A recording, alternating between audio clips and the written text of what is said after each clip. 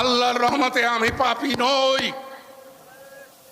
আজকে সব চান্দুরা পলায় পলায় বেড়াইতেছে, আর কিছু লোক ইসলামের বিরুদ্ধে কথা বলে। ইসলাম কারে বলে বুঝে না, কোরআন কারে বলে বুঝে না। বোম মারলে সূরা ফাতিহা শুদ্ধভাবে পড়তে পারবে না।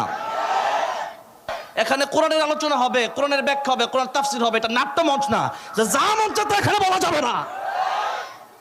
আগামীতে যখন দাওয়াত করা হবে, আমরা টিনের ঘরে ওয়াজ করব, আমরা মসজিদে ওয়াজ করব, প্যান্ডেলের দরকার নাই। আমরা টিনের ঘরে ওয়াজ করব, খাওয়া দাওয়া কিছু দেওয়া লাগবে না, দরকার হলে ফ্রি ওয়াজ করব।